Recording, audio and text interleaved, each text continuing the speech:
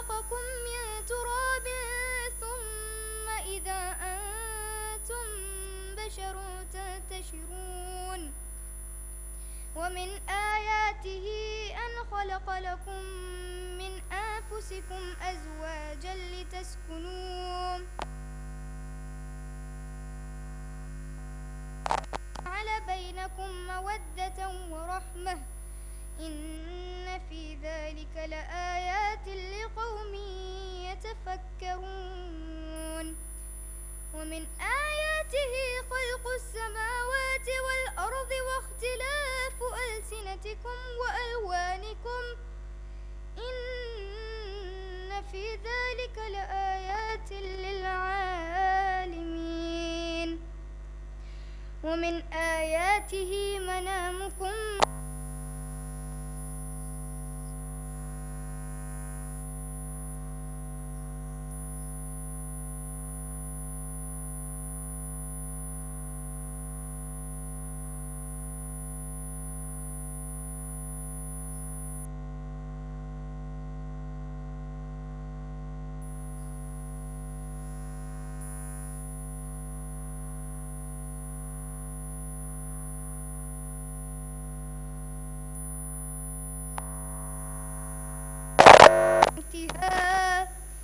إن في ذلك لآيات لقوم يعقلون ومن آياته أن تقوم السماء والأرض بأمره ثم إذا دعاكم دعوة من الأرض إذا أنتم تخرجون وله ما في السماوات والأرض كل له قانتون وهو الذي يبدأ الخلق ثم يعيده وهو أهون عليه وله المثل الأعلى في السماوات والأرض وهو العزيز الحكيم صدق الله العلي العظيم.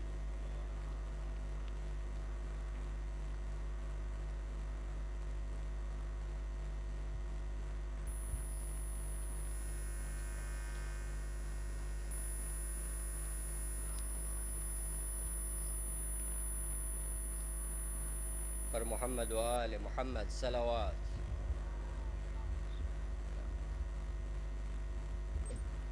हमसे गम शबीर बुलाया नहीं जाता, हमसे गम शबीर बुलाया नहीं जाता, ये दाग कलेजे का मिटाया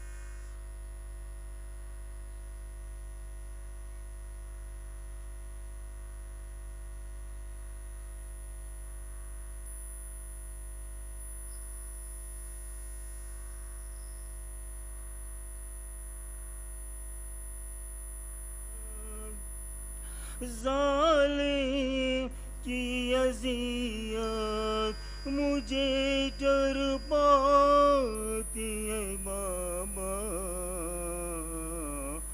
जब याद सकीना को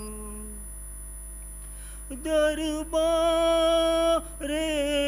यज़ीदी में बला कैसे मैं जाऊं, दरबारे यज़ीदी में बला कैसे मैं जाऊं, ए चाक गिरेबान, ए चाक गिरेबान हयाती है बाबा, जब याद सकीना को तेरी आती है बाबा, मर जाऊंगी प्यासी न कभी मांगूंगी पानी, मर जाऊंगी प्यासी न कभी मांगूंगी पानी, असगर की मुझे प्यास, असगर की मुझे प्यास जो याद आती है बाबा, जब साद सकीना को तेरी आती है बाबा, याद आती है जब शिमर के वो जुल्म तशद्दुद, याद आती है जब शिमर के वो जुल्म तशद्दुद, ये नन्ही दुख तर, ये नन्ही सी दुख तर तेरी घबराती है बाबा, जब याद सकीना को, जब तक तेरे सीने से न लग जाए सकीना, जब तक तेरे सीने से न लग जाए सकीना, जिंदा में उसे नींद, जिंदा में उसे नींद कहाँ आती है बाबा, जब याद सकीना को, आंसू मेरे आँखों में नहीं थमते सहर तक, आंसू मेरे आँखों में नहीं थमते सर तक, हर रात तेरे गम में, हर रात तेरे गम में गुजर जाती है बाबा, जब याद सकीना को तेरी आती है बाबा, सर जिंदगी दीवारों से, सर जिंदगी दीवारों से टकराती है बाबा, जब याद सकीना को।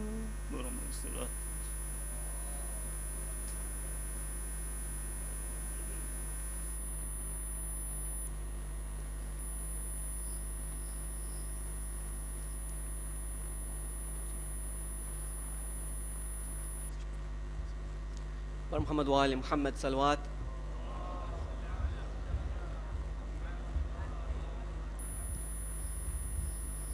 ना मिलेगा ना मिलेगा ना मिलेगा ना मिलेगा झूला तो नजर आएगा असगर ना मिलेगा झूला तो नजर आएगा असगर ना मिलेगा अब सारी खुदाई में अब सारी खुदाई में असगर ना मिलेगा झूला तो नजर आएगा असगर ना मिलेगा अब झूला झुलाने को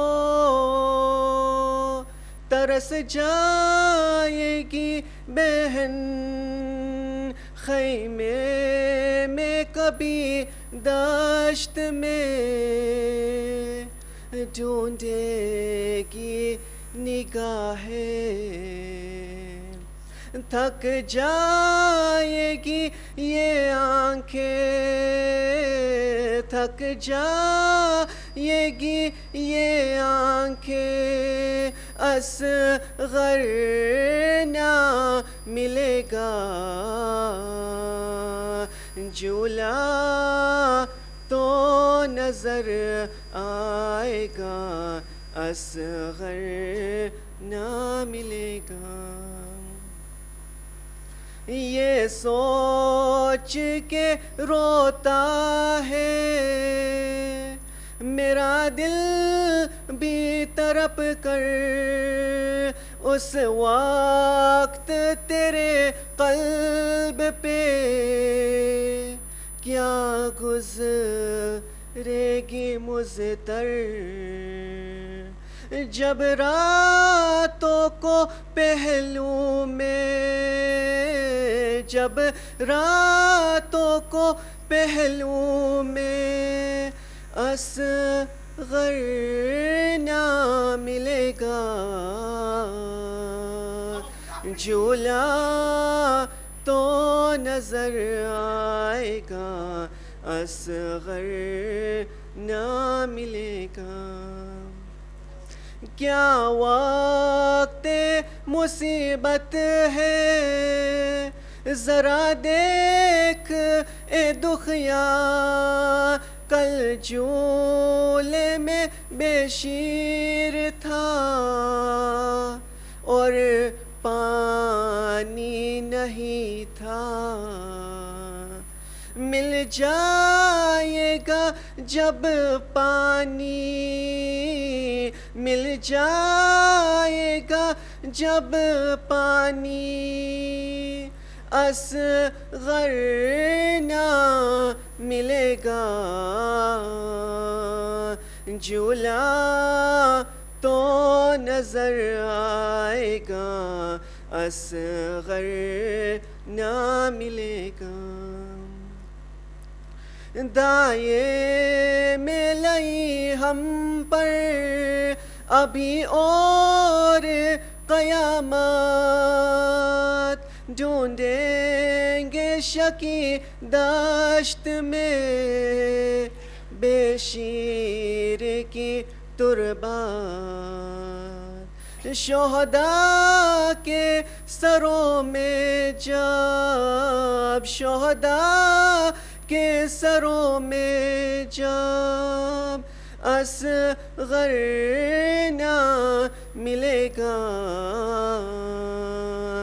झूला तो नजर आएगा असगर ना मिलेगा, झूला तो नजर आएगा, असगर ना मिलेगा।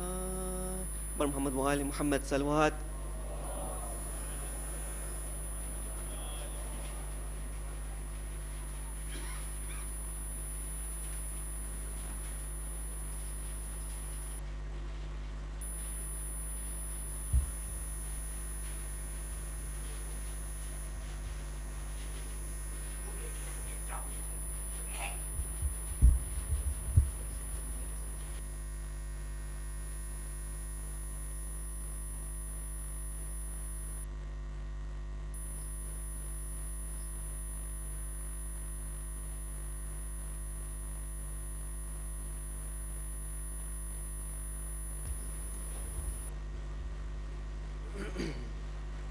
أعوذ بالله من الشيطان الرجيم بسم الله الرحمن الرحيم رب اشرح لي صدري ويسر لي أمري واحلل عقدة من لساني يفقهوا قولي. Respected scholars, my elders, brothers and sisters in faith, Assalamu alaikum wa rahmatullahi wa barakatuh. On behalf of Dar es Salaam Jamaat Managing Committee, office bearers and the general public, I would like to take this opportunity to send our sincere, heartfelt condolences to the Imam of our time, Imam Al-Mahdi Al-Hujjat, Ajjalallahu Ta'ala Faraj.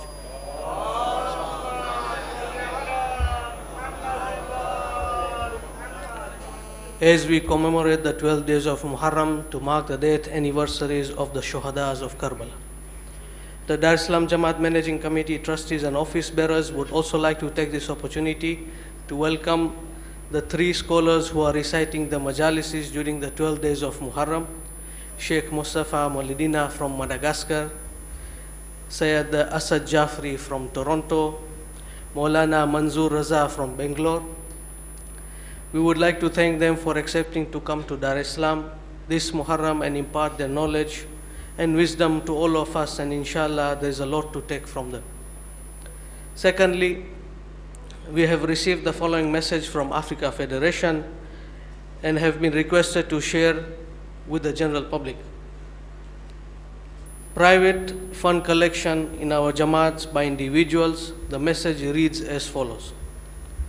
It has come to the attention of the Secretariat of the Africa Federation once again that there are some individuals and some Maulvis from outside the country who frequently visit our Jamaats in East Africa, Madagascar, Mozambique, Mauritius, and Reunion regularly for collecting funds from our members privately, claiming that they are for the madrasas, schools, poor, etc. The trend intensifies during the month of Muharram, Safar, and the holy month of Ramadan. We have recently received a desperate message from one of our member Jamaats asking for the Federation's guidance and intervention on this matter. The Jamaat official further informed us that these people stay in our Musafir Khanas for a very long time and sometimes are guided and helped by our own people. They have obtained telephone contacts from our members, calling them and visiting their shops, businesses, and even homes. In some instances, the collection of the funds being made are dubious. Hence, any genuine request for collection of funds of any projects worldwide by recognized institutions or organizations are supposed to be routed through the relevant regional federations. All our member Jamaats have their records, their AFED policy and guidelines for fundraising and fund collections. These are very clear. AFED do not allow such practices principally for prudency, accountability, and necessary precautions. In this context, therefore, our member Jamaats should not allow any person, be it a Maulvi or an individual person, to raise or collect funds from the community members and or from our Jamaats, even with the pretext of collecting funds for their institutions, that is, madrasas, houses, etc., without a formal authorization from the World Federation and Africa Federation regional federations. This is for This is for the sole purpose of legitimacy, protection, and assurance. The Secretariat would like to take this opportunity to inform community members of the following. Blood donation drive. The annual blood donation drive in the name of Imam Hussein alayhi salam will be held on this Sunday, which is day after tomorrow, from 8 a.m. in the morning to 3 p.m. in the afternoon at the Tabligh building. All community members, ladies and gents, are humbly requested to participate in this noble cause. Julus. Despite several hurdles, alhamdulillah, with the grace of the Almighty, sallallahu alaihi wasallam, we have been given the permit for Julus this year. It was not easy as it used to be, but we managed it despite few restrictions. Taking that into consideration, we as Jamaat will need to look into organizing the whole program again and possibly look at the alternate days that would not bring us any issues in processing the permits or organizing our programs in public. Nevertheless, this year the Julus will take place on Monday at 4 p.m. for gents only. All gents members are requested to start assembling at 4 p.m. outside Mehfil Abbas. The Julus route will be the same as last year.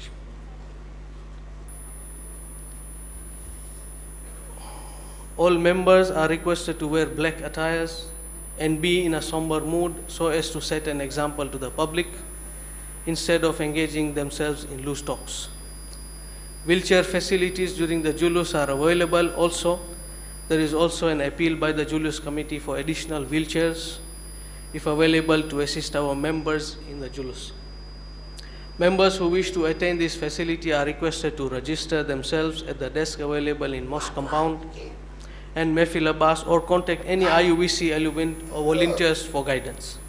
All members on the wheelchair will be brought to the Imam Barga compound after the Julus and during the speech. As you are aware, throwing garbage on the street is an offense. Members are requested to please take care of this and use the garbage bags which are available. Any members from the Jain side wishing to hold tabut or alam during the Julus can register their names by contacting Brother Karar Rashid. In case of any medical emergency, our doctors will be available in each zone within the Julus to take care of any emergency that may occur. We are requesting all members not to take any photographs and videos during the Julus program. The Julus committee will be taking care of the media and only authorized members will be allowed to take photos and videos. Members who wish to participate in the media team for photographs and videos can register themselves with Brother Ali Raza Bandari. All members are requested to participate in the recitation of the matabs being recited during the Julus. Black flags for kids will be distributed at the Mehfil Abbas during the ladies' Majlis in the morning. Our sisters are requested to collect the same for their kids for use during the Julus. Tomorrow night being the 8th night of Muharram, where we commemorate the martyrdom of Hazrat Abbas, Abul Fazil Abbas, Mehfil Abbas will be open till midnight for Mu'minin to pay their respect. Another thing I would like to inform you is that the Dar Islam Jamaat is going to take strict measures for the Zanjir Matam program. You must be aware of the diseases moving around, and we need to take all the precautions therefore. All members who wish to participate in the Zanjir Matar are requested to personally register their names with Brother Ali Raza Bandali and his team members who would guide them accordingly. Any members who wishes to participate in the Zanjir Matam and has not registered his name will not be allowed to participate in the Zanjir Matam.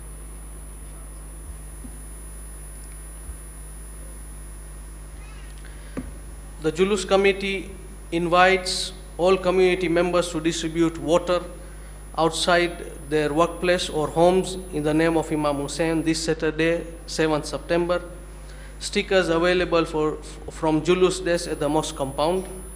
Furthermore, a social media campaign will be sent out for members to use it on social media platforms to create awareness of the day of Ashura. The Social Service Committee would once again like to remind all members to donate generously towards the social welfare so as to take care of our Mu'mineen brothers. The Dar es Salaam Jamaat requests all members to please cooperate with the Julus Committee volunteers for the smooth running of the Julus programs. Lastly, the Dar es Salaam Jamaat would also like to inform the members not to entertain the beggars outside, as we have got strict instructions from the authorities. A few cases have already been reported to us, and the Jamaat will not take any responsibility whatsoever, as the authorities are going to take strict action on person who is going to entertain them. As you are all aware that the Dar es Salaam Jamaat along with the Niyaz Committee are doing a No Asraf campaign during the 12 days of Muharram. We, the Dar es Salaam Jamaat, would like to use this opportunity to thank the general public and commend for their support bestowed towards this campaign seen during the past few days. We request you to continue your support towards this campaign throughout the year and follow the principles of Aba Abdullah. Lastly, the Dar es Salaam Jamaat would like to take this opportunity to appreciate our donors, well-wishers and volunteers for their outstanding contribution, time and dedication in the making of arrangements of the 12 days of Muharram.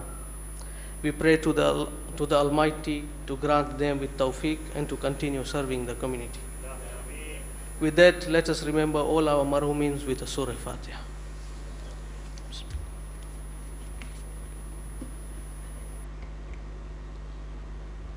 Thank you.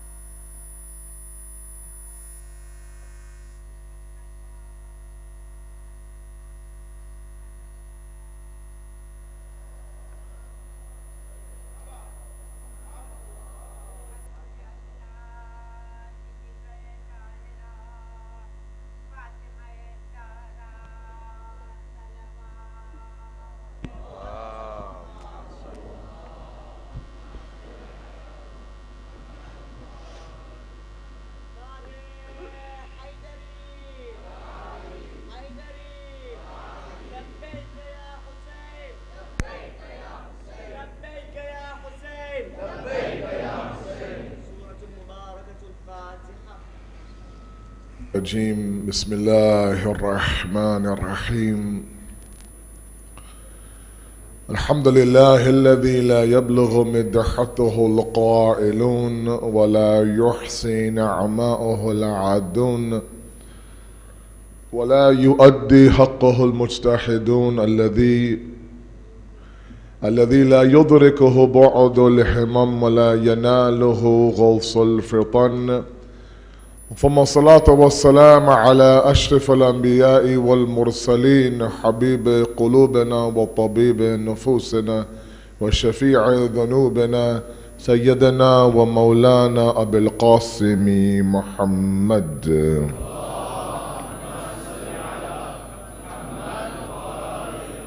وعلى بيته الطيبين الطاهرين المعصومين المظلومين لا سيما بقية الله في الأرضين صاحب العصر والزمان خليفة الرحمن إمام الإنس والجان ولعن الله أعداهم أجمعين إلى يوم الدين أما بعد فقد قال الله وقوله الحق بسم الله الرحمن الرحيم ظهر الفساد في البر والبحر بما كسبت أيدي الناس ليذيقهم بعض الذي عملوه لعلهم يرجعون صدق الله العلي العظيم.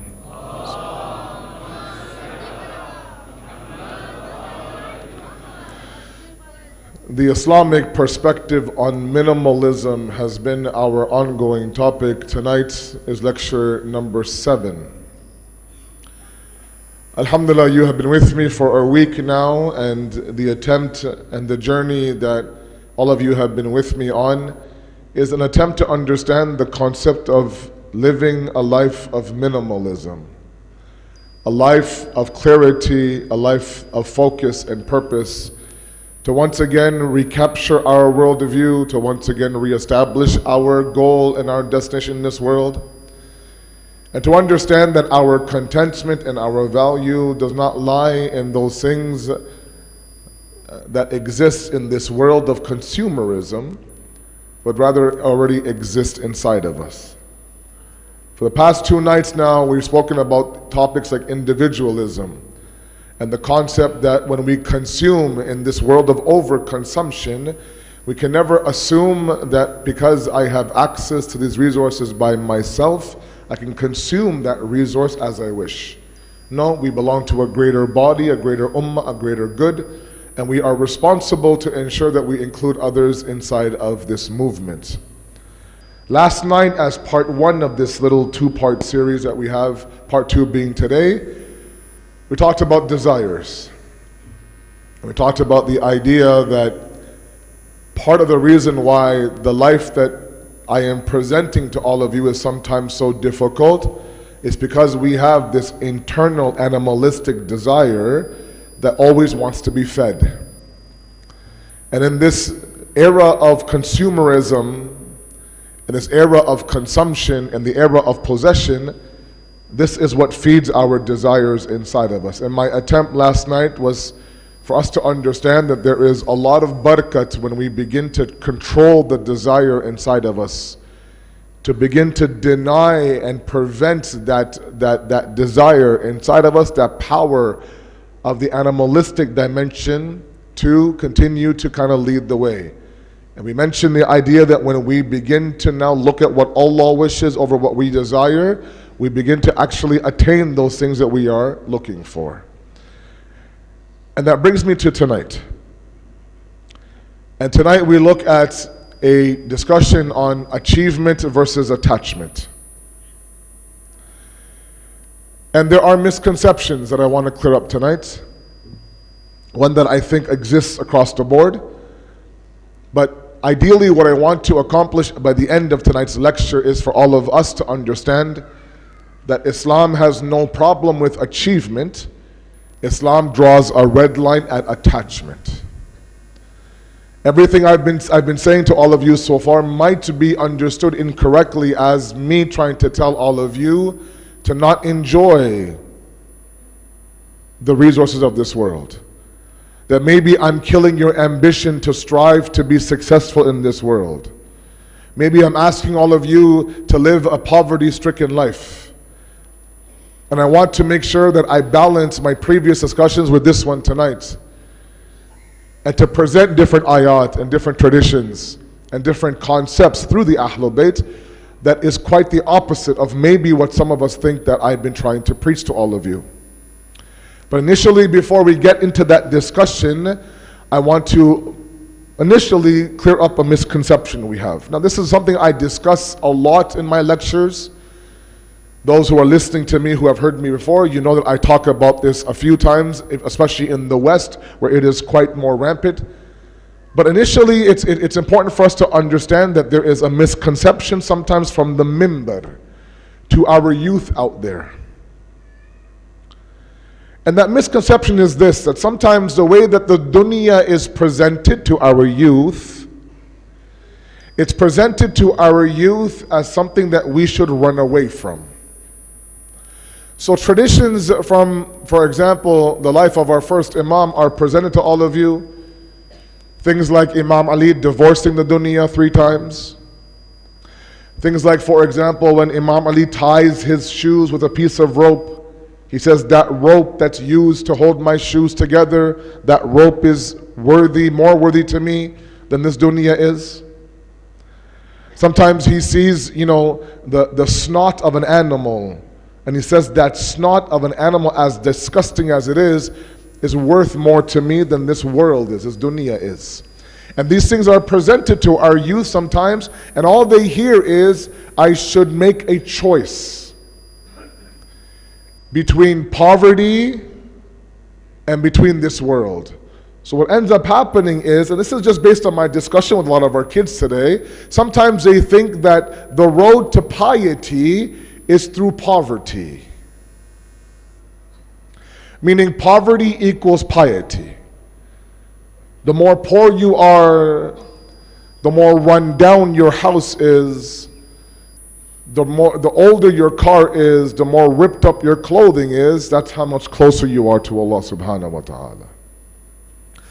And the more bigger your house is, the more new your car is, the more nice your clothes are, that means that you are further away from Allah. So now a child who's pursuing a profession, establishing a business, trying to go down the route of schooling, he sometimes has a very difficult choice to make. Either I go down this route of, for example, being a doctor or a lawyer or an accountant, or I go down the route of God. And that's a misconception. The reality is that Islam promotes achievement. If it's one thing I really want to get across to my youth in this first half of tonight's lecture, is the idea that if there's one thing we need a lot of in this day and age, is for all of you to study. Study. Work hard towards your education.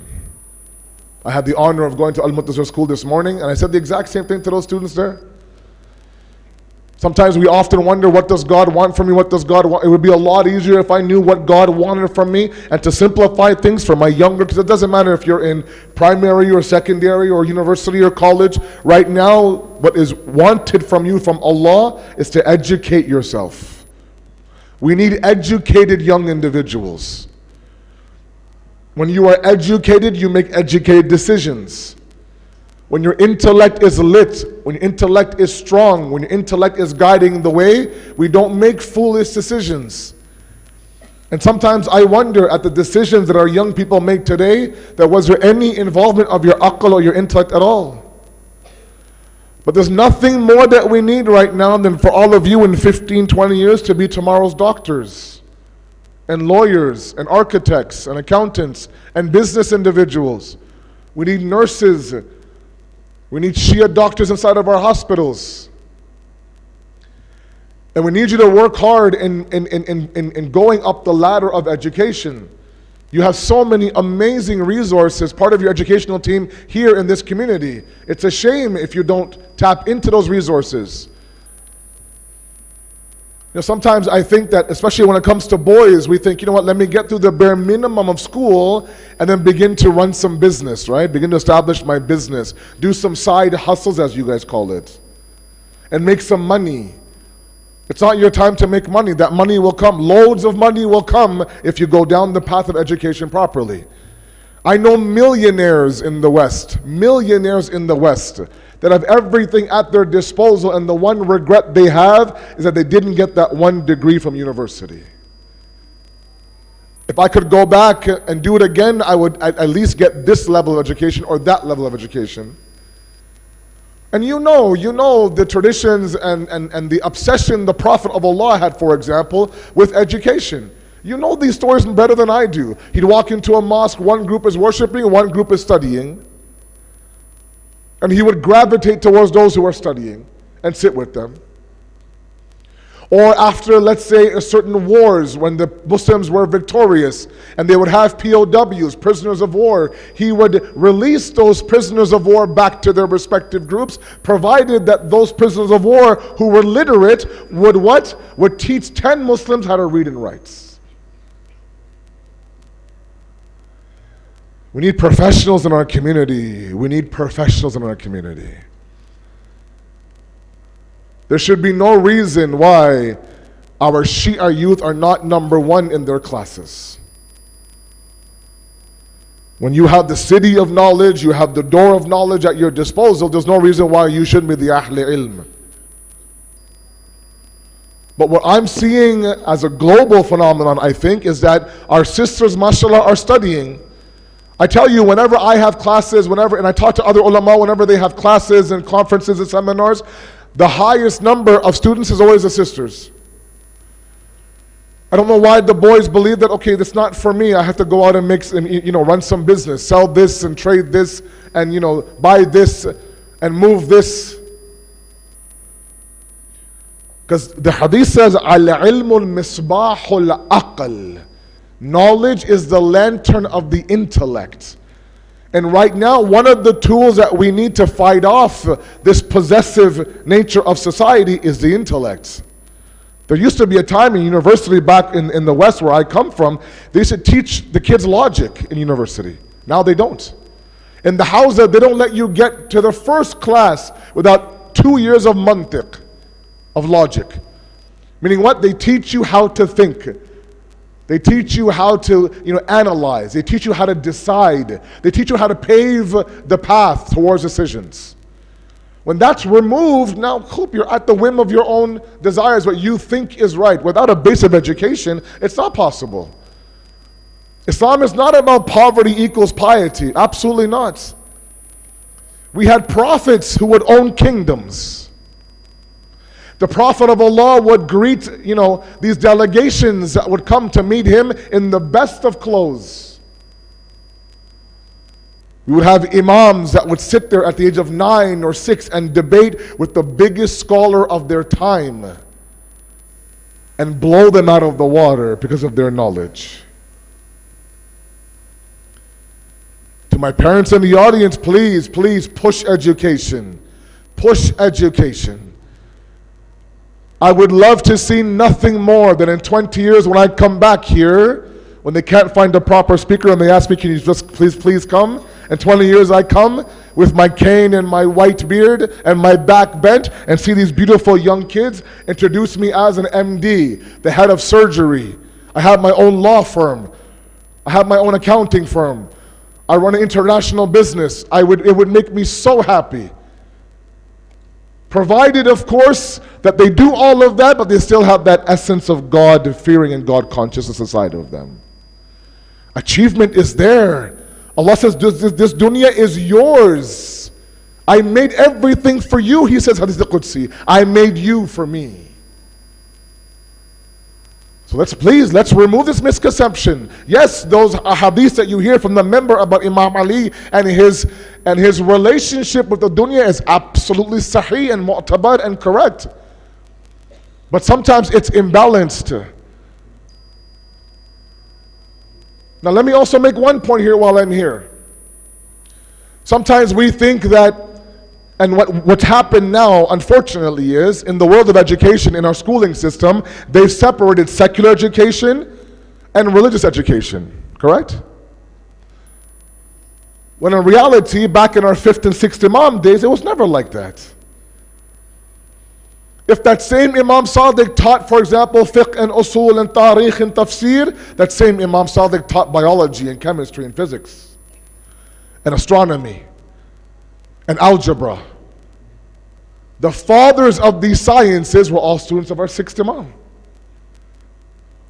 It wasn't just about those things that were quote unquote Islamic. Now what they've done, they've separated education into church and state. Biology is one way and Islamic studies is another. No, it's all one. The Prophet says ilm is of 2 types. Ilm abdan, ilm adiyan. Knowledge is either secular or knowledge is either spiritual, but it's knowledge nonetheless. We think, for example, that knowledge accepted by Allah can only be found in Qawm al-Najaf. Not the case. Because the ilm in Islam is not subject-based, it's niyat-based. Please follow my discussion. It's not subject-based, it's niyat-based. I've met doctors wherever I travel, young guys who just became a doctor, just became a cardiologist. He just had his first, let's say, heart surgery, or just lost his first patient, had to sit there in the OR and call time of death and watch a man sit there who was alive die in front of him. And he would come to me and say, Maulana, I've been to many funerals. I've even washed a few bodies. But that moment that I watched this man die on my surgery table was the first time I understood God. Meaning what? He found Allah in his OR, in his operating room. There are people who work with numbers. Can you imagine? Accountants who work with numbers. Finance guys work with numbers. People who, let's say, read stars and work with numbers. And in those numbers, they find Allah subhanahu wa ta'ala. Mathematicians find Allah subhanahu wa ta'ala. People who for example, study plants, botany, they find Allah in plants. They find Allah in the animal kingdom. They find Allah in the stars and the moons and the planets. It's niyat based. You can find Allah anywhere you want to. Ilm is ilm. But we have to go and seek it. Now, if somebody in this room is pre-med or pre-law, inshallah you are, or you have this dream to be an accountant and you actually fulfilled that dream, with that now comes, mashallah, a very nice salary, full benefits. And Islam says if you've earned it the halal way, there's nothing wrong with that. And I'll present some ahadith and traditions for you in a moment. I don't want my discussion to crush the ambition of our youth. That wasn't meant to be. I want all of you to be ambitious. I want you to always push yourself. I told this story, in the morning. If there's one common remark on my report card, growing up in the West in Toronto, it drove my dad crazy, was it said, if Asad could just, maximize his potential, he would really be a good student. Every report card. Which means what? That there's a jewel inside of him and he's just not pushing it. He's just settling for bare minimum. And sometimes I see that in my youth. I could see that they have all the tools to succeed, but for some reason they don't chase it. Because they're worried for some reason. I don't know what it is. If a lot of you want to leave Tanzania or Dar es Salaam, I don't know, go set up shop in London or America or Dubai or whatever plans you have, you can't do it without education. It is your safety net. Tomorrow they can take this away from you and they can fire you from your job, but they can't take that ilm away from you, that education away from you. Achieve in this world. Push yourself. Be ambitious. Want something better for yourself. I want Shia doctors and nurses in our communities. I want Shia accountants. I want individuals who run, global businesses, provided it's within the Islamic framework, of course. So Islam says achieve, absolutely go out and do the best you can. But be careful when it comes to attachment. And that achievement happens in this dunya. In this dunya. The same Imam Ali who talks about these three hadiths about, the rope in my shoes and the snot of an animal and divorce of the dunya. The same Mawla Ali in Nahj al-Balagha praises the dunya. This is the place where what? Where the servants of Allah worship Allah. This is the marketplace where the wahi of Allah descends. This is where you gain the profit of the hereafter. It has ahmiyat, it has importance, but as I described to you a few nights ago in my worldview discussion, it has the importance of of an avenue, not the destination. The example I often give is that, you want to cross from one area to another and there's a bridge. Let's say you're driving across that bridge or you're walking across that bridge, but you have to get to that side of the bridge.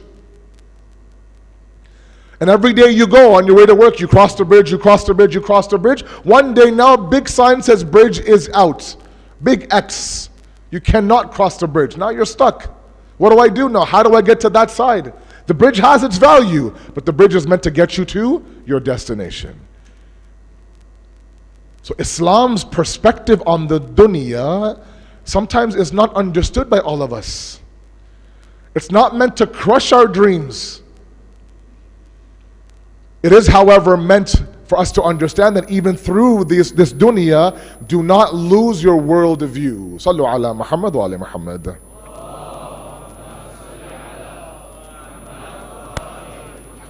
And it brings me to my discussion about detachment. What is called zuhd in Islam. A zahida in Islam is one who practices zuhd.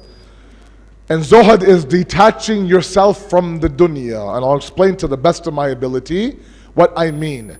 This detachment, this non-attachment exists in the Buddhist world, exists in the Hindu world, and all of it is the exact same thing.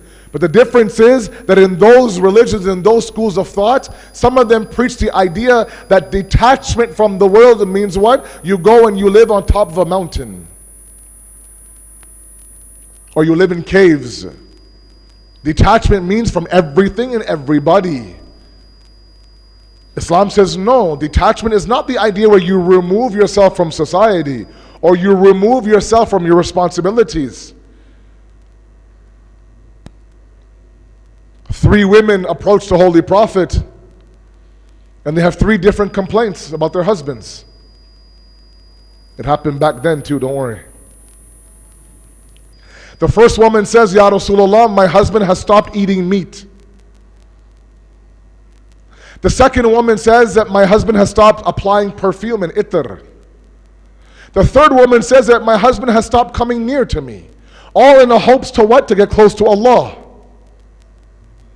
The Prophet listens to this, and then the books say that he walked so fast to the masjid, his Abba was dragging on the ground. Meaning he wanted to address this as soon as he could. And he stood up and he said, why is it that my believers, my ashab, my companions are denying themselves meat and perfume and women? And back then, these things were the luxuries of the world, right? I don't want people to come and tell me afterwards, oh, meat is not good for you, Malana, antibiotics. And that's not what I'm talking about here. Meat back then was a luxury of the world, as it is in certain parts of the world today. It represented the luxuries of this world. What they're complaining about is that our husbands, in their attempt to get close to Allah, have left these luxuries, quote unquote. Like meat, like smelling good, like coming near to me. They thought all this was the dunya. And the Prophet says, please, I eat meat, I apply perfume, I'm close to my wife. And those who don't follow my path, فَلَيْسَ مِنِّي, is not from me. Don't belong to me. Now, how do we define zuhud? Oh, I came across some beautiful traditions, I tell you. Oceans of knowledge from the Ahlul Bayt. A person first asks our 4th Imam, Imam Sajjad alayhi salatu wassalam.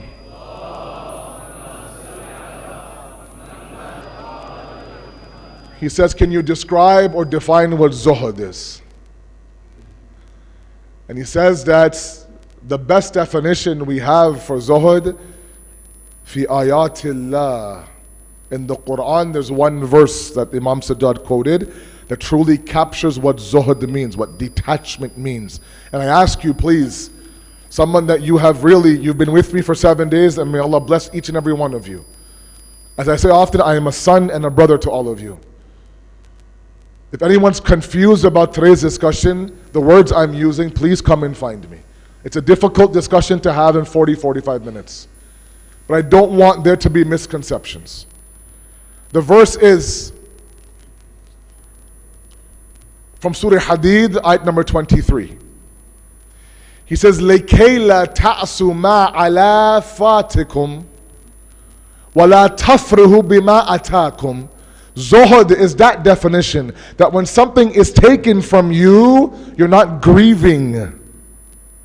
And when something is given to you, you're not overly excited. Now, the verbs used in the Arabic is ta'aso and tafrahu.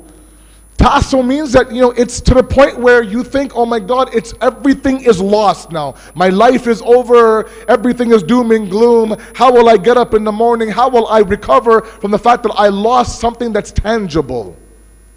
I lost a possession. My life is over now. What's the point of living, Mulana? I broke my phone. It dropped, it cracked. Ya Allah, inna lillahi. How will I move? That's what's called ta'aso. And tafrihu does not mean, please, it does not mean from this verse that if you achieve something and you're happy about it, Allah says, don't you dare be happy about it. It does not mean that as a young couple, let's say you save and save and save, then you finally get that moment where you own your first house. It's a huge accomplishment in the world, especially where I come from, where the housing market is ridiculous.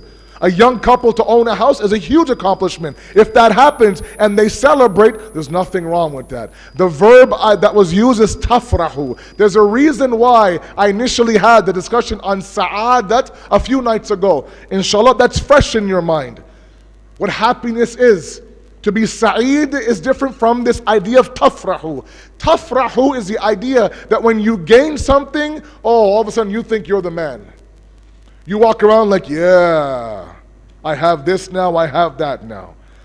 And the way the Quran describes tafrahu is when they use Qarun as an example. Qarun was that man who was very, very wealthy through illegitimate means in the time of Nabi Musa. Would walk around like he owned the place, as you would say. He would have guys that would just carry the keys to his kingdom. That's when someone would come to him and say, look, don't this faraha that you have, where it's not happiness, it's egotistical behavior. That's what Allah says. When something is given to you, like, yeah, it's about time. No, not like that. That's what is meant by zuhd. It's a beautiful verse of the Quran. Hadith 23. Where Imam Sajjad says that there is a balance. And yes, I'm asking all of us, me as well, to strike a very delicate balance. It's very hard to not attach ourselves to our possessions. And what I mean by attachment, and I'll get to a moment what the signs of attachment are. A lot of you will ask me, Moana, how do I know I'm attached? But first, initially, let's understand through a few traditions. Again, I really want to, get this point across, and I'll keep repeating myself with various traditions about the idea that achievement is not a problem. It's a matter of you using that achievement for the proper sense. Again, Surah Qasas, verse number 77. Beautiful, beautiful message by Allah subhanahu wa ta'ala. He says, وَابْتِغَى فِيمَا أَتَاكَ اللَّهَ دَارَ الْآخِرَةِ. Please follow me very carefully. No confusions tonight. He says, whatever is brought to you by Allah, use that for the abode in the hereafter. Use that to get to what? Darul Akhirah. Everything you have in this world should be a vehicle towards the Akhirat. That's fine, that makes sense. But then right after that, he says in the very next statement, وَلَا تَنْسَ نَصِيبَكَ مِنَ الدُّنْيَا. But don't prevent and deny yourself from the portions of this world. Don't move away. There's a portion in this world for you. And if you're somebody who works day in and day out, and with the halal risk you have now attained this success, there's nothing wrong with you enjoying that success. But keep in mind, all of it should be with the hope that what you reach that Dar al-Akhirah. I'll give you one story from Nahj Balagha. In the time of Imam Ali alayhi salatu wassalam, Allahumma salli ala.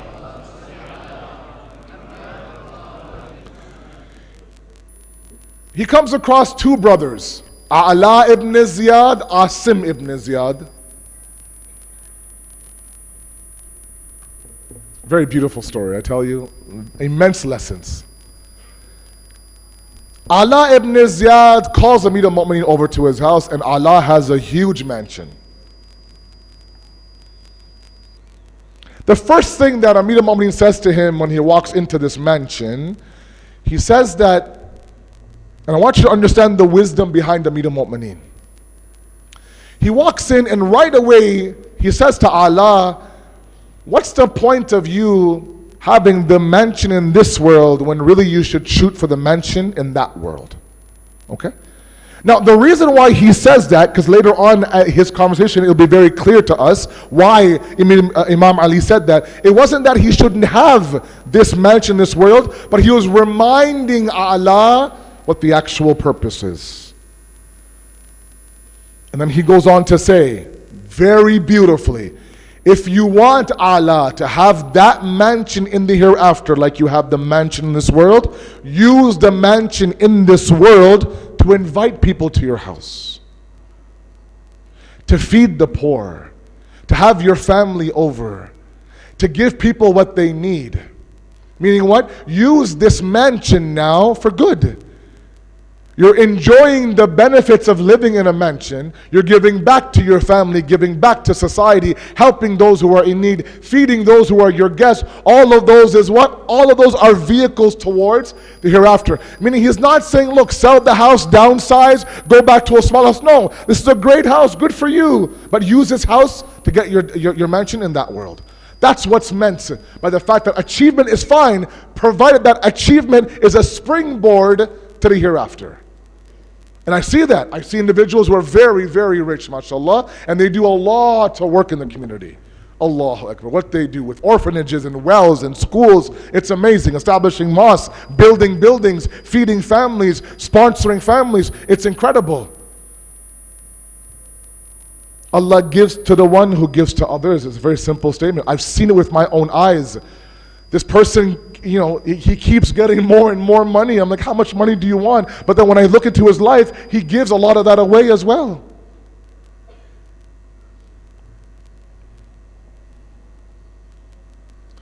Now Allah says, okay, the story goes on now. There's a second brother, right? Allah says, Amir al-Mu'mineen, I have a complaint against my own brother Asim. He says, what's your complaint? His Asim now has decided now to clothe himself with a very, ripped up like sheet, like a chadar, and he walks around town detaching himself from the world. Saying, I have what? I have bid farewell to the world.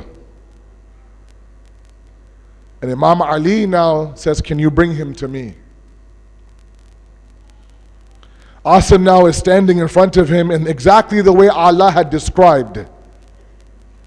Wearing patched up clothing, wearing what seemed like a sack around him, believing that I'm going towards Allah. The first thing that Amir al-Mu'mineen says to him is, why have you allowed shaitan to mislead you? Asim had the exact same fortune as Allah did. Do you really think, and this is such a key question, I tell you, such a key question, do you really think that Allah doesn't want you to enjoy your achievement? I mean, sometimes, we think, a pause from a story, sometimes we think, I don't know why we think this, but sometimes we think that God has it out for me. God doesn't want me to be happy. God doesn't want me to be contentment. God is only after punishing me. God doesn't want this. I don't know what God has to do more for him now to present himself to us as a merciful, loving, compassionate creator. What more must he do? This misconception we have, I don't know where it comes from. Yes, sometimes, as a side note, I ask all of you, my parents who have small kids, my teachers who teach at madrasa or at schools, small kids, please, I always make this point, I'll make it here. Please be very, very careful how you present God to small children. There's a reason why Imam Ali is asking Asim this question. Sometimes what we do growing up inside of our homes, we say, look, if you don't clean your room, God will do this to you. Right? If you don't pray namaz, God will do this to you. If you don't finish your vegetables, God. If you don't do this, God. And God becomes this, this horrible being inside of the home. He becomes the bad cop. He becomes the boogeyman, God forbid. Well, you know what? Look, if I want to get something done, I use God. You want him to punish you? No? Eat your vegetables. Okay. Thank you, God. You want him to punish you? No, clean your room. And now, as a 4-year-old, 8-year-old, 9, all he's ever heard is God and punish, God and adab, God and wrath. And now that 15, 16-year-old now, you're asking him, oh, by the way, go and worship that God. Why should I worship that God? He has it out for me. Instead, let's flip the script. That if they're having a delicious meal, like they're really, really enjoying their mishkaki, for example, and yes, I picked up a little bit of the, mashallah, Dar es Salaam menu at least, then you stop and you think, who gave you that mishkaki? Allah subhanahu wa ta'ala. The sweetness of the ice cream, Allah subhanahu wa ta'ala. The breeze at a very, very hot day, Allah subhanahu wa ta'ala. So any comforts and ease are related to Allah subhanahu wa ta'ala. You might think these are small things, Syed, but they translate into bigger things later on. If I had more time, I'd talk about it. Even to the point where sometimes Imam Zamana, the way that it's introduced to these small kids, this man will come with this huge sword, Zulfiqar, and start another chopping off heads. Sorry to say. Blood everywhere. Blood everywhere. The very second day the Imam comes, he'll start, a huge bloodbath. And then we ask these small kids, pray for his arrival. I don't like blood, Malana, I'm sorry. Let's be very careful. Google Imam Zaman and click on images. There's one on his sword like this, about to strike someone with a double-edged sword. Yes, I agree, there will be a battle, but there's going to be lots done before the battle. Let's focus on the positive, that people will run towards the Imam because they're looking for light in that darkness. Anyways, let's go back to our story. Awesome.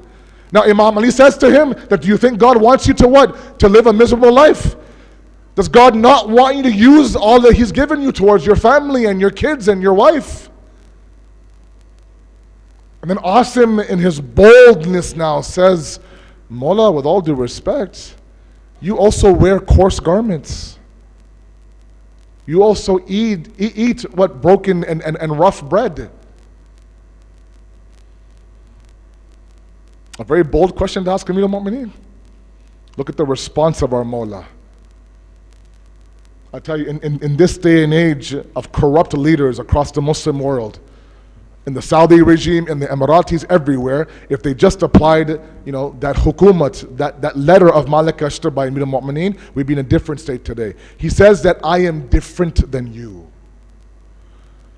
He says, it has been made wajib on me as a just leader, that I need to bring myself at par with the lowest income level of society, such that when somebody thinks about their own poverty, it's bearable when they see my poverty. Who is this? The Khalifa of the time, the leader of the Islamic Ummah, thinking about those individuals who may not be as blessed as you and I are. And then we have the Saudi family and the Emirati kingdoms. And where are we? Sallu ala Muhammad wa ala Muhammad.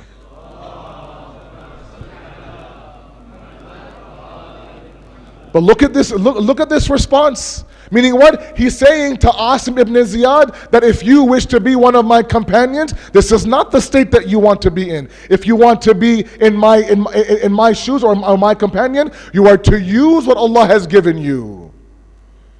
But use it as a vehicle for the hereafter. Enjoy it here, but somehow find the akhirat inside of these achievements. And that's the kamal. That's why when you look at a very beautiful hadith by our Holy Prophet sallallahu alaihi wasallam,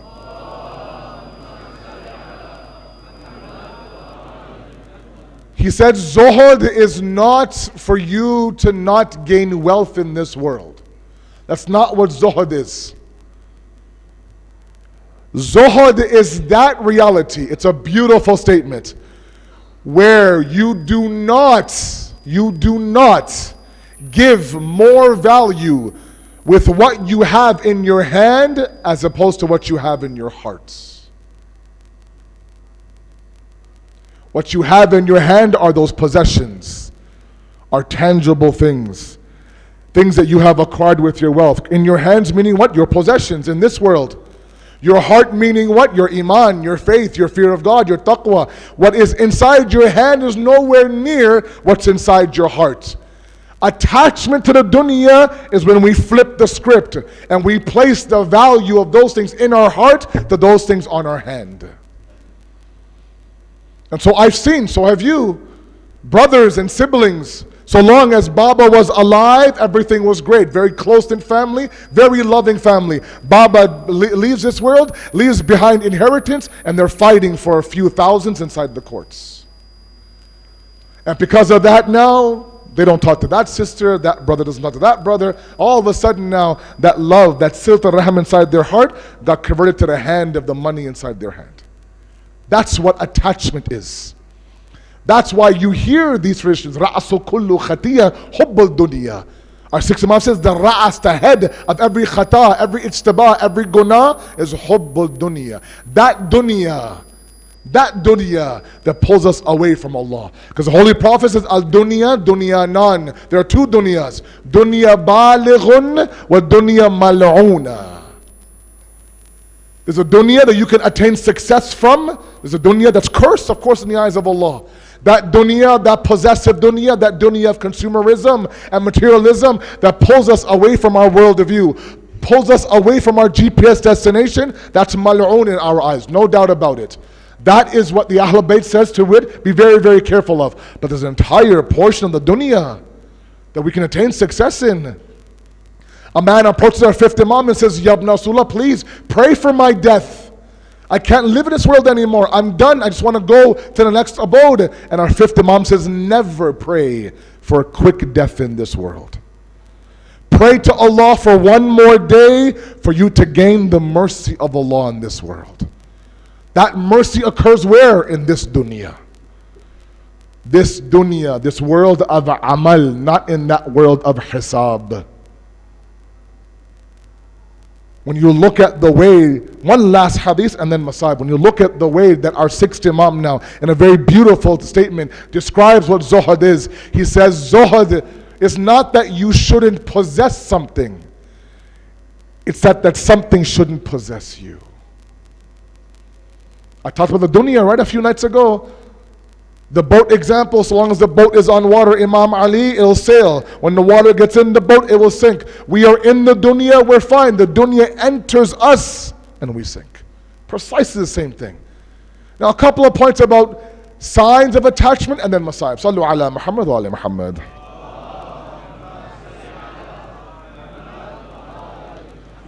Okay, so say I understood achievement, attachment. I get it, I understand. Okay, I can go, I can actually achieve for the world, but I have to use it as a vehicle for the akhirat. I have to make sure that I don't, attach myself to anything. Great. How do I know that I'm attached?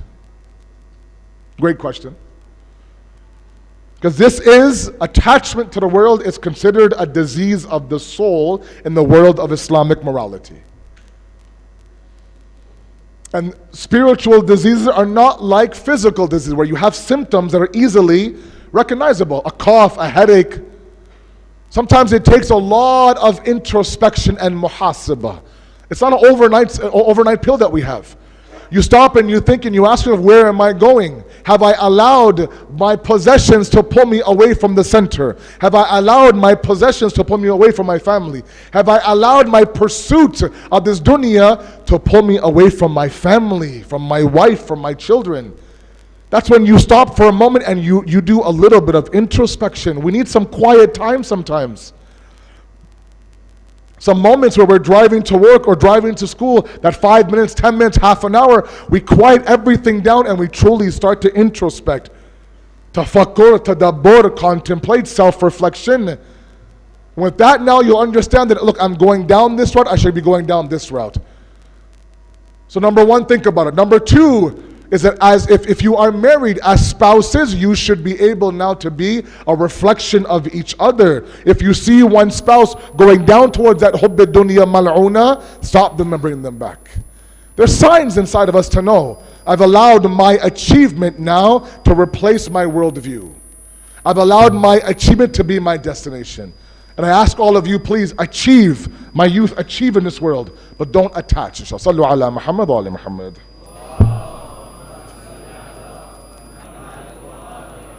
Because when you are able to achieve this level of non-attachment, then when you are asked by your uncle, how do you see death?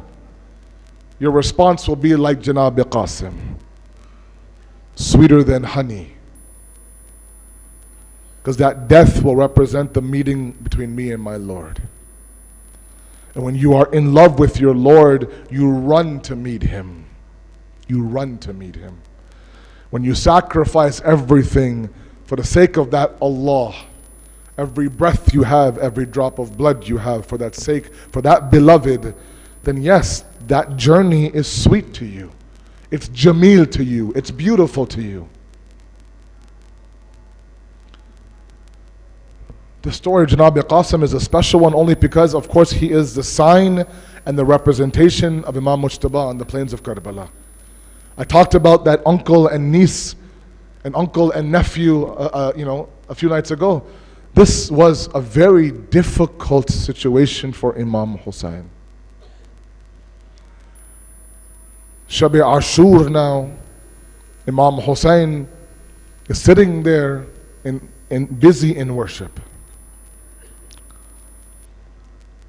Janab Qasim approaches his uncle and just sits beside him.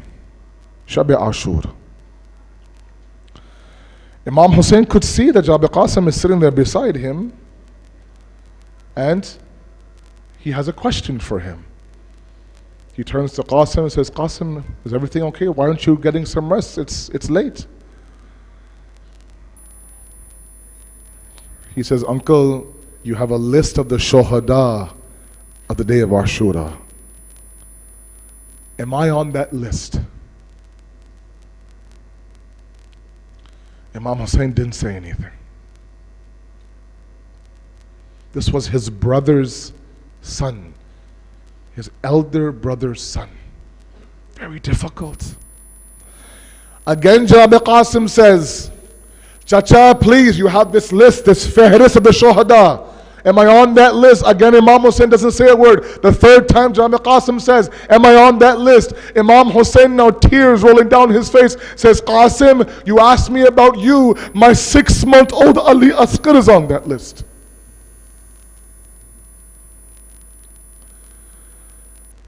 And Janab Qasim goes back, almost as if he has his contentment. And tomorrow now, the day of Ashura, he approaches his uncle. Says, Chacha, give me ijazat. I want permission now, let me go. And again, Imam Hussein did his best. That you are the nishani of my brother. You are the sign and the symbol of my brother. How can I let you go? When finally, there came that moment to prepare Qasim for battle. The same issue happened with Ona Muhammad. Abul Fazl Abbas was there trying to find an armor to fit Janab Qasim.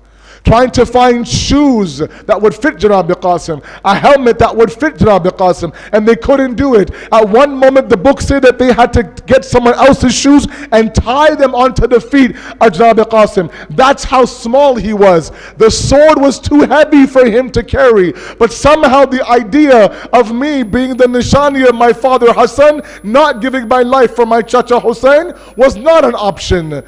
Imam Hussein embraces Qasim. Imam Hussein hugs Qasim, kisses Qasim. He cries. Hussein cries for a very long time.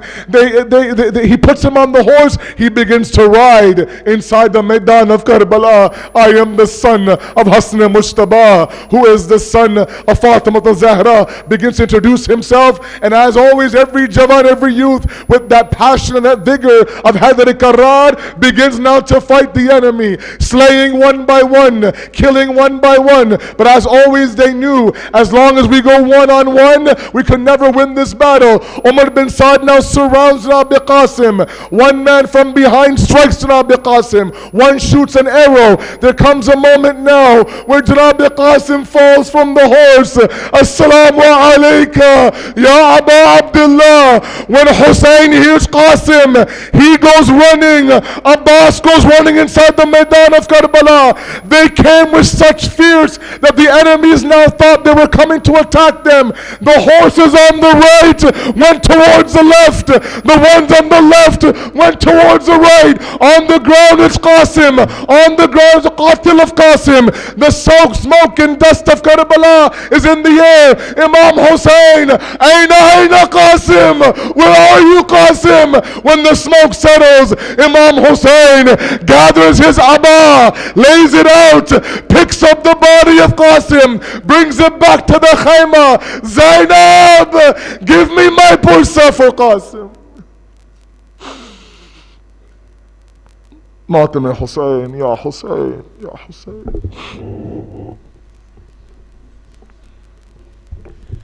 Late la Shah Hussein, Qasim Nushad ka, Late la Shah Hussein, Madare Qasim Nia,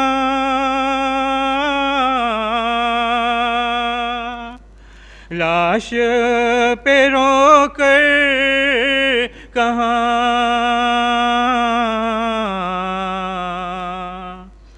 आ गई तुमको कज़ा, लाते हैं लाशा हुसैन। सिन का करूं क्या बयां, साल था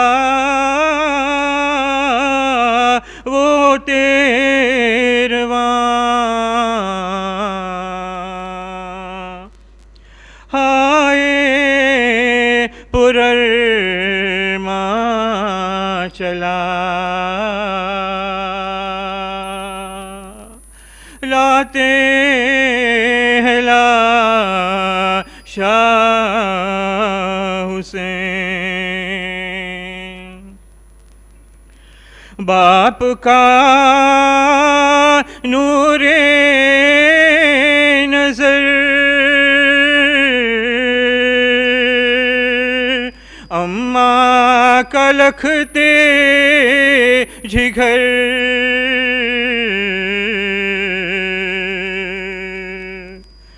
खुल्द पसंद आ गया,